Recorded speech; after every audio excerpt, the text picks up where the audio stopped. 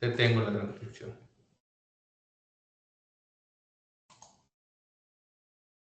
Muy bien. ¿Están viendo ya endocrinología, la primera diapositiva? ¿Sí? Perfecto. Entonces, muchachos, como dice ahí, la primera parte es generalidades de endocrinología y luego vamos a ver hipófisis hipotálamo. El tema, muchachos, de la endocrinología ya lo vimos en la manera que tiene el organismo de comunicarse. ¿Se acuerdan que lo vimos cuando tenía una comunicación nerviosa, una comunicación parácrina, una comunicación autócrina y una comunicación endócrina?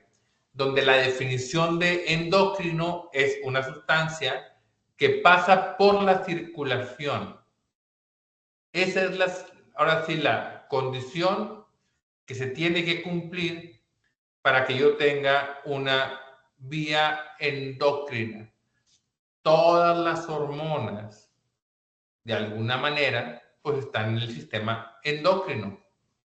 Algunas hormonas del sistema endocrino también funcionan de manera parácrina, como la insulina, el glucagón, algunos neurotransmisores, pero vamos a estudiar ahora sí las generalidades de estas hormonas en el contexto de la fisiología endocrina. Entonces, aquí tenemos, como dijimos, la condición que nos define el sistema endocrino, que es una sustancia, hormona, cualquiera de que esta sea, en este caso, un ejemplo es una hormona peptídica, que se almacena en una célula, se libera en función de un estímulo y va a la sangre. Esto es el sistema endocrino. Luego, tengo algunas variantes del sistema endocrino, como por ejemplo esta, el sistema neuroendocrino, donde una neurona produce la hormona y en lugar de ponerla en una célula postsináptica, la coloca en el intersticio que va luego al capilar. Entonces, esta hormona llega a la sangre, como por ejemplo la noradrenalina y la adrenalina, por supuesto que sí. Pero también tenemos por aquí la oxitocina y algunas hormonas que tienen que ir al sistema hipotálamo hipoficiario para luego estimular en la hipófisis algunas sustancias, la liberación de otras hormonas. Todo eso es neuroendocrino. Endocrino, neuroendocrino. Y las variables más sencillas o el sistema más sencillo que existe, bueno, pues el parácrino, hacia la célula a un lado, las células adyacentes o el autócrino en la misma célula. Vamos a clasificar las hormonas como proteínas o polipéptidos, dependiendo de la cantidad de aminoácidos que tienen. Además, hormonas esteroideas, hormonas derivadas de la tirosina y algunas glicoproteínas. ¿Ok? Y vienen aquí en esta tablita algunos ejemplos de estas, como por ejemplo las aminas derivadas de la tirosina y el triptófano, como por ejemplo la histamina, la noradrenalina, la adrenalina, la dopamina. Algunas son secretadas por la médula suprarrenal, algunas aminas también son secretadas por la tiroides o la glándula pineal. Tenemos por otro lado polipéptidos compuestos de más de 10 aminoácidos como la hormona antidiurética y muchas otras. Proteínas compuestas por más de 100 aminoácidos como por ejemplo la hormona de crecimiento y muchas otras. Tenemos además las glucoproteínas que tienen una parte, habitualmente varias cadenas, y una parte es proteína y está glicosilada. Estas son, por ejemplo, FSH, LH y TSH, dicho sea de paso, son hormonas que están muy cercanas filogenéticamente. Y luego tenemos las hormonas esteroideas, que por su naturaleza lipídica son derivadas del colesterol y su fisiología, su función es relativamente diferente porque sus receptores son intracelulares, como por ejemplo la testosterona, el estradiol, la progesterona y cortisol. Aquí tenemos todas las glándulas endocrinas de importancia. Pongo de importancia porque hay algunas glándulas que no son endocrinas, pero sí tienen hormonas y no están aquí, como por ejemplo el corazón. El corazón tiene los péptidos natriuréticos que funcionan como hormona, pero no está aquí. Vamos a platicar de las más importantes. La más importante de todas, sin duda, el orquestador, la glándula pituitaria o hipófisis, localizada en la base del cráneo. Esta glándula, que la vamos a ver a detalle, produce todas estas hormonas que de alguna manera van a ayudar o regular otras glándulas también endocrinológicas, como por ejemplo, voy a poner el lápiz.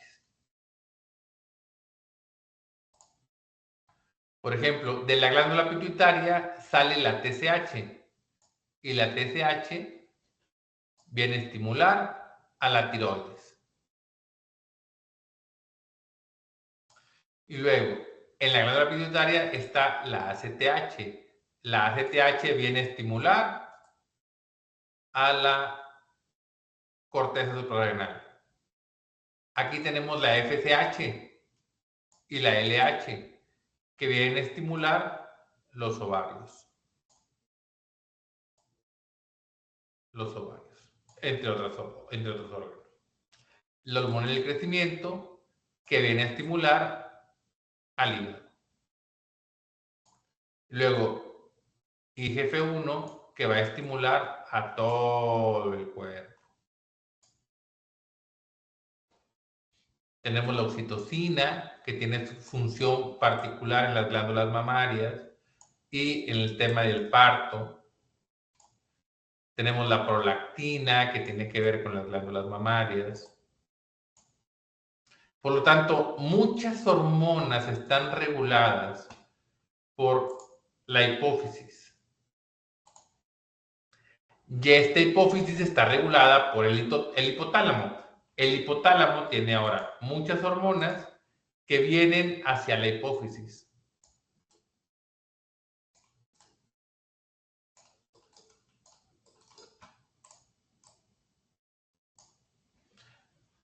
Modulando la secreción de estas demás hormonas. Además de estas hormonas, hay otros reguladores que participan en la hipófisis. Todos ellos tienen jerarquía.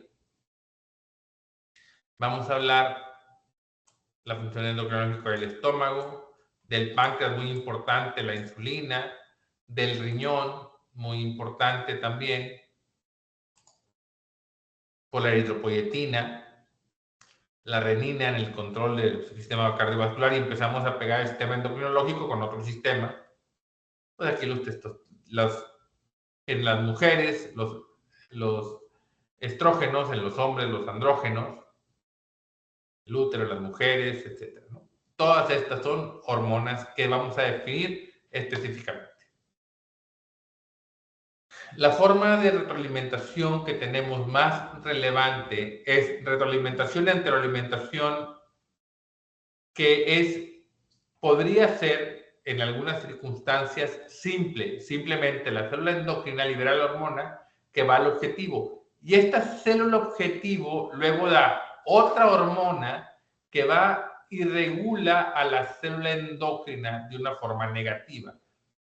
Esta hormona produce hormonas tiroideas, y las hormonas tiroideas en las células tirotropas van a inhibir a las hormonas en la hipófisis para la producción de TSH.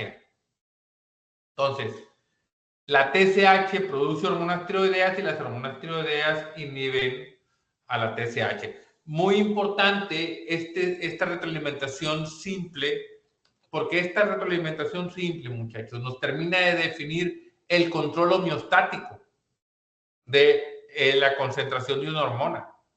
Obviamente, no hay hormona, va para arriba el regulador.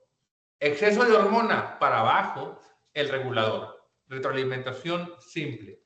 Luego tengo ejes que son un poquito más complicados. El hipotálamo estimula una hormona liberadora que luego estimula a la glándula objetivo, que luego estimula al objetivo de la hormona y luego a la respuesta de órganos. Y todos estos se comunican hacia la hipófisis o hacia el hipotálamo. Y luego esta misma hipófisis se comunica al hipotálamo. Por lo tanto, tengo varios niveles de estimulación y varios niveles de retroalimentación. Esto es una retroalimentación positiva, esto es una anteroalimentación positiva. Anteroalimentación positiva, retroalimentación negativa. Y así nos vamos en un control más complejo de el nivel homeostático de cada una de las hormonas. Así entonces, la producción de una hormona del crecimiento, por ejemplo, tiene muchos estímulos que la aumentan y otros estímulos que la disminuyen. ¿Sí? Ese sistema complejo es el que ustedes tienen que modular en su mapa conceptual de la tarea que tiene que ver con endocrinología.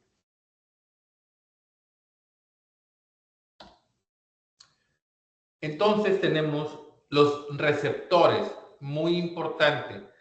Una hormona actúa siempre a través de un receptor. Y tenemos varios ejemplos de receptores. Los vimos muy someramente en generalidades, ahora los vamos a ver más a profundidad. Estos son, por ejemplo, los receptores acoplados a proteína G. Esta es la proteína G. Esta es una proteína que tiene guanina. Por eso se llama proteína G, porque particularmente participaba con la guanina. Entonces, cuando esta hormona se pega a un receptor acoplado a proteína G, esta proteína G, que tiene diferente especificidad, puede modificar, en este caso, la enilatoxiclasa para producir MP cíclico y de aquí la fosforilación de proteínas intracelulares y la función intracelular. O sea, primer mensajero, segundo mensajero. O puede estimular a la fosfolipasa C, que luego va a separar el diacilglicerol en inositol 3-fosfato. Es otro compuesto. Y este inositol 3-fosfato va al retículo endoplásmico para liberar calcio. Y este diacilglicerol va al espacio intracelular para estimular la proteína quinasa C, que luego tiene las funciones intracelulares de segundo mensajero. Observen cómo la fosfolipasa C tiene dos importantes segundos mensajeros. Y luego tenemos otra hormona que se pega a este receptor acoplado a proteína G que estimula la fosfolipasa A. Esta fosfolipasa A2 va a romper algunos lípidos que están aquí en la membrana para producir metabolitos del ácido araquidónico con función biológicamente activa. Entonces, estos son 3 ejemplos de receptores acoplados a proteína G. Hay más. Luego tengo receptores enzimáticos. En este caso tenemos este receptor que normalmente está en dímero, el espacio extracelular y el espacio intracelular. Estas dos moléculas, estando separadas, no hay ningún problema. Lo que está haciendo, ahora sí, estos dominios, al estar separados, no tienen actividad. Cuando se unen, estos dominios van a producir GMP cíclico como segundo mensajero. En este caso, no están acoplados a proteína G, ¿cierto? Estos, por ejemplo, tienen dominios de tirosinquinasa, otro grupo de receptores también muy importante. Este dominio de tirosina lo que hace es fosforilar proteínas en presencia de la hormona. Aquí se pega la hormona y activa a esta proteína, aquí se pega la hormona y activa a esta proteína. Son dos receptores con actividad enzimática.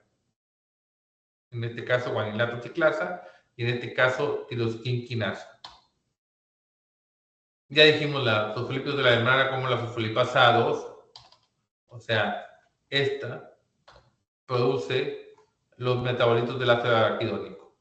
En este caso, las enzimas como prostaglandinas, tromboxanos o leucotrienos, que esencialmente son relevantes en los estados de inflamación. Aquí tenemos, por ejemplo, el corticosteroide, que estimula a una enzima que inhibe a la fosfolipasa A2. Por eso los esteroides son antiinflamatorios, porque están inhibiendo la inflamación. En presencia de esto, vamos a poner inflamación. En presencia de la fosfolipasa A2 activada, tenemos esto que es inflamación, inflamación, inflamación, inflamación, inflamación. En cambio, los esteroides aumentan esta, que inhibe esta. Y al inhibirla, tenemos antiinflamación, antiinflamación. ¿Ven qué bonito? Qué bonito explico la clase con dibujitos, ¿verdad? Muy bien. Jaime, ¿tú crees que soy el mejor profesor de todos? Excelente, muy bien, muy bien. Buena respuesta, Jaime, buena respuesta. Y todo por los dibujitos que hago, por los dibujitos que hago aquí en la clase. Por supuesto que sí. Las hormonas esteroideas, como dijimos, como tienen una naturaleza lipídica, muchachos, pueden pasar la membrana celular. Al pasar la membrana celular, su receptor está o en el citoplasma o en el núcleo. Normalmente estas unión de receptores esteroides más hormona son factores de transcripción que modifican la expresión genética. Aquí, ¿cuáles tenemos? Pues todas las hormonas esteroideas, tenemos los estrógenos, tenemos la testosterona, tenemos el cortisol, tenemos la aldosterona, etc. Y hay algunas sintéticas que se unen a estos receptores. Esto es un resumen, muchachos, del gaito, nada más para que lo tengan claro, porque esencialmente es lo que tenemos que estudiar. ¿Qué hormona es? ¿Cuál es su principal función? ¿Y qué estructura química tiene? Adicionalmente, ¿cuál es el efecto que yo espero? Que esencialmente es parte de esto. ¿Cuál es el órgano diana? Es esta, ¿dónde va a actuar para liberar la TSH? ¿Y cómo se controla? Obviamente aquí tenemos una retroalimentación simple entre esta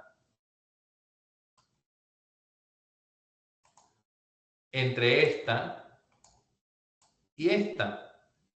Pero hay otros estímulos que hacen que se modifique la concentración de esta y no solamente la retroalimentación simple, sino una retroalimentación compleja. Retro o anteroalimentación. Esencialmente son conceptos. Entonces aquí tenemos las diferentes hormonas, no las voy a leer para ustedes porque no me gusta leer diapositivas, pero esencialmente hay la misma estructura de toda la tabla que ustedes tienen que estudiar. Las tiroideas, de la clase suprarrenal, de la médula suprarrenal, otros tejidos como el páncreas o la paratiroides, testículos, ovarios, placenta. El corazón ya dijimos que tenía hormonas como el líquido tiroideo, el estómago tiene hormonas como la gastrina, el intestino como la secretina y colecistoquinina. Los adipocitos también tienen hormonas. Hasta aquí ¿Alguna duda o pregunta? Muchachos, para entender la forma en la que funcionan las hormonas, gracias. Entender la forma en la que funcionan las hormonas, tenemos que entender si algunas están almacenadas, están listas para producir el efecto, para ser liberadas y luego llevar a cabo su efecto. Otras se tienen que sintetizar. O sea, tengo que activar un mecanismo enzimático que produce las hormonas y luego se libera. Por sentido lógico, si yo ocupo producir, me voy a tardar un poquito más. Muchas hormonas tienen un efecto inicial y luego un efecto más tardío ya con la producción hormonal.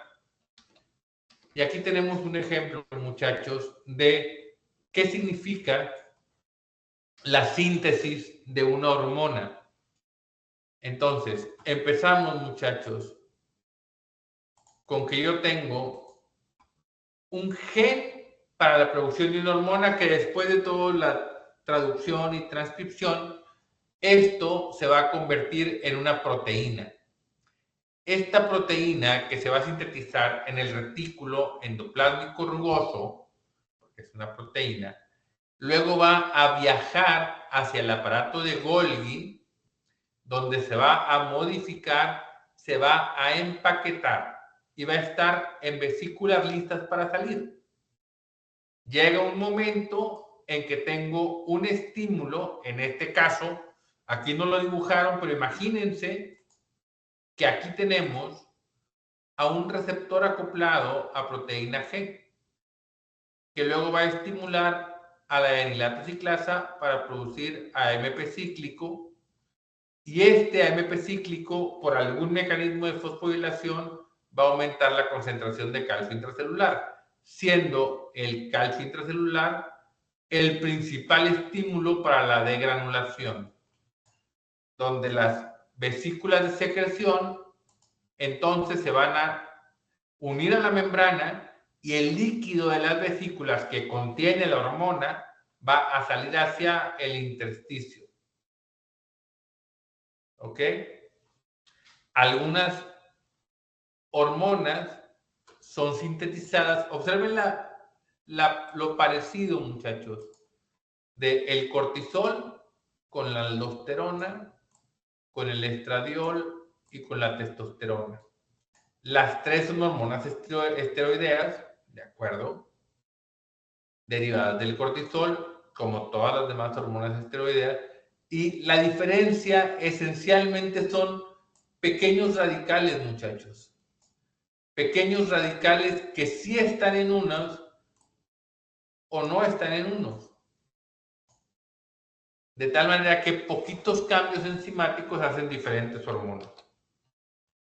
Así como la pequeña modificación de una hormona esteroidea se convierte en otra hormona con otra función, también hay modificaciones de los péptidos, donde se sintetizan como un péptido que no tiene actividad, luego se modifica para tener actividad y en algunas ocasiones lleva varias modificaciones hasta que llega a su actividad máxima.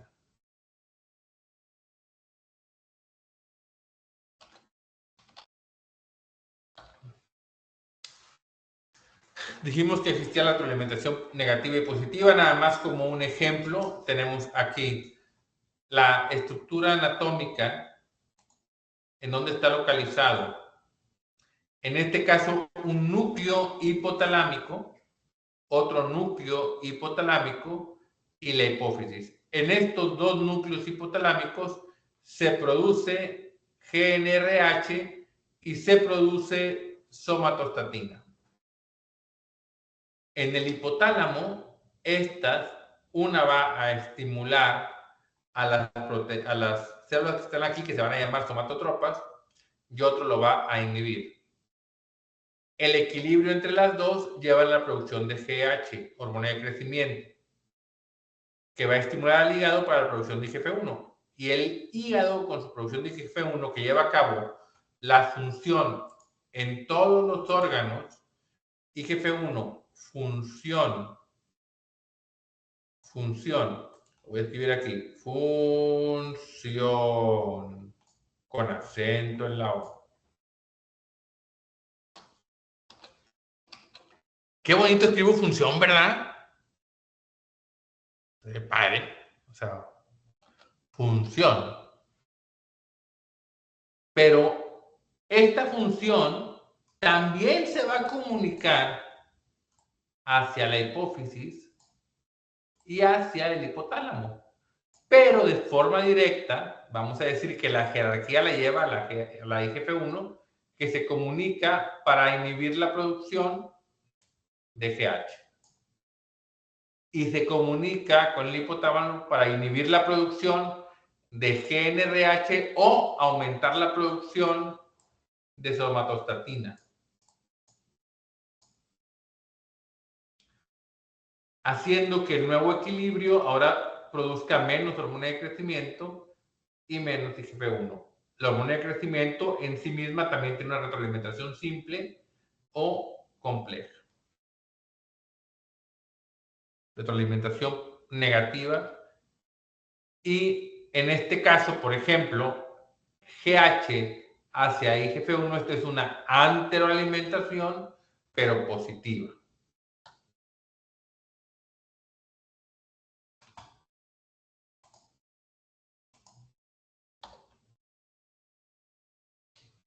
Ya hablamos de la actividad enzimática, es otro texto, esencialmente para que lo tengan por ahí como un tema de concepto. Aquí las proteínas, las hormonas que tienen una actividad enzimática, como ya lo platicamos, hay un sustrato y son cosas así muy específicas.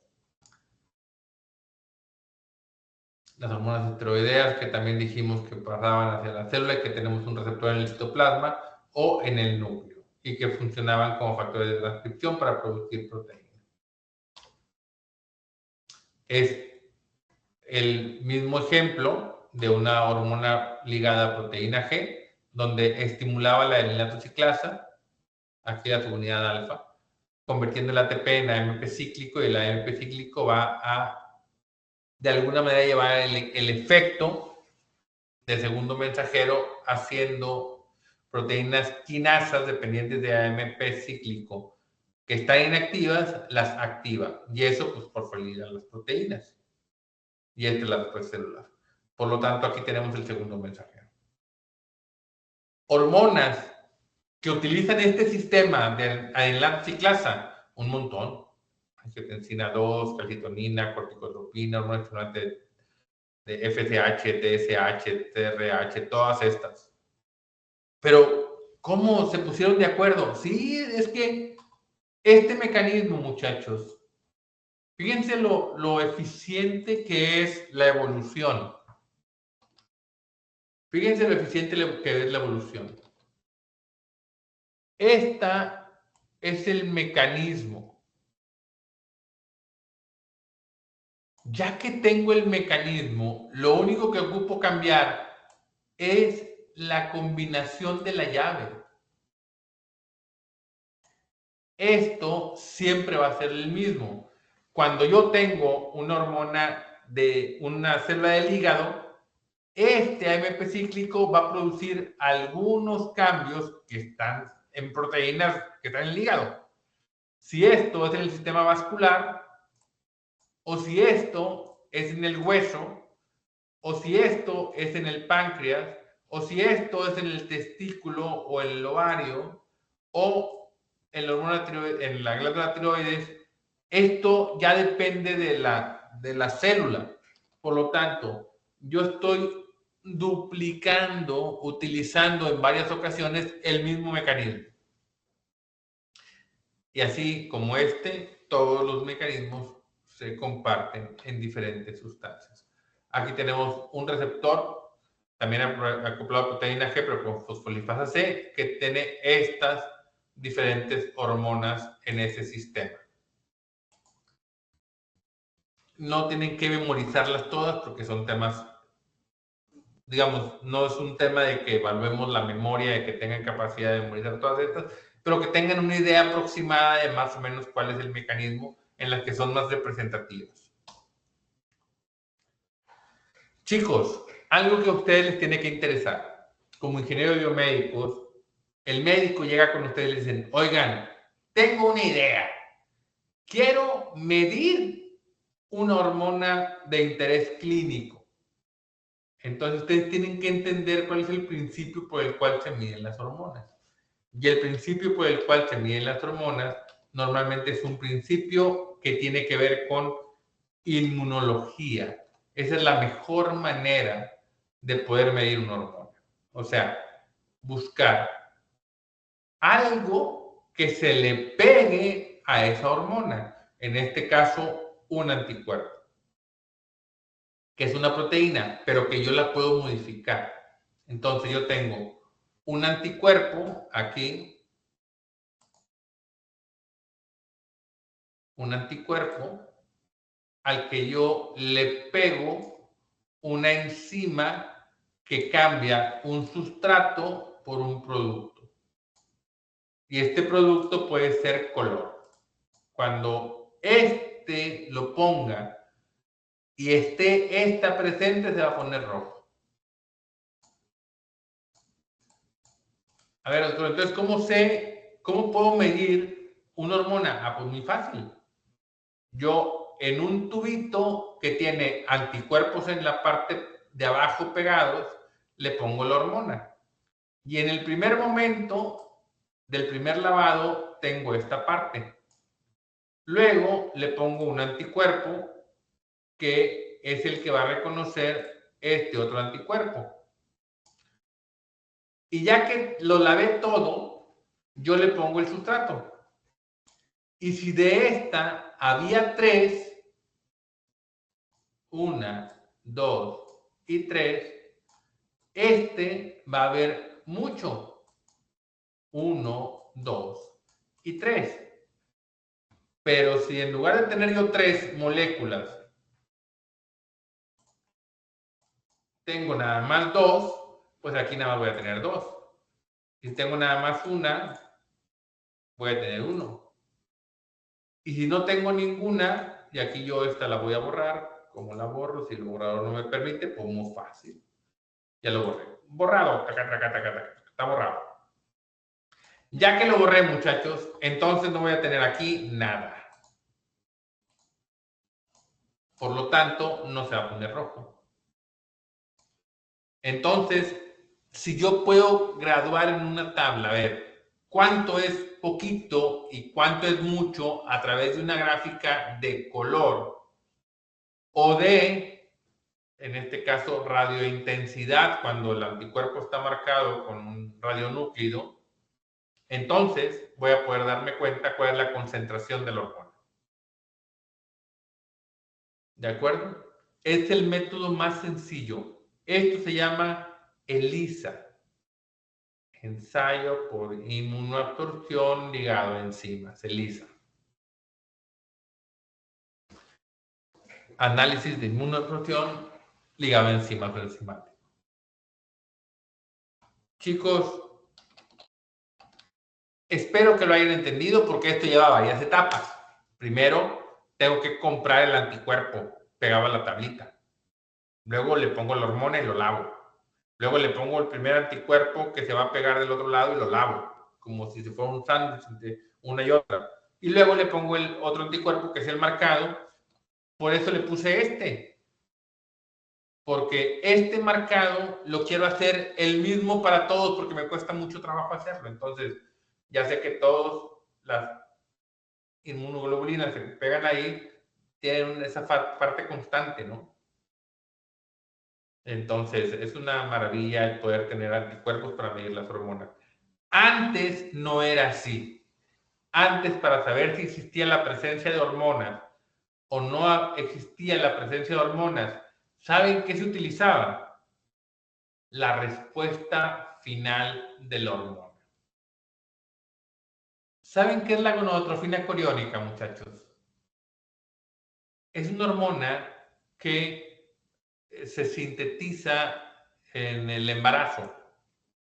Por lo tanto, si una mujer tiene gonadotrofina coriónica, está embarazada. ¿Cómo sabían hace 200 años que la mujer tenía gonadotrofina coriónica, pues se supo que los sapos, bueno, las ranas, bueno, los sapos hembras, porque sapos y ranas son diferentes, las hembras de las ranas, si tú le inyectabas la gonadotrofina coriónica que estaba en la orina de las pacientes embarazadas, secretaban leche, tenían cambios. Entonces agarraban ranas y les inyectaban pipí de mujeres para hacer la prueba de embarazo. Tanto era relevante, muchachos, que era un trabajo. O sea, había personas cuyo trabajo era llevar ranas a los consultorios de los doctores para hacer las pruebas de embarazo. ¿De acuerdo? O sea, así era la medicina. Así era como se medían. Teníamos que tener una función y se inyectaba en un animal era muy impráctico y solamente las poquitas que la fisiología nos podía o nos permitía entender.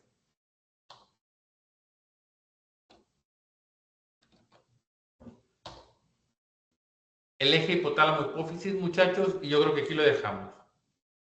Porque ya lo que sigue es muy específico de hipotálamo-hipófisis y lo quiero ver con un poquito más de detalle.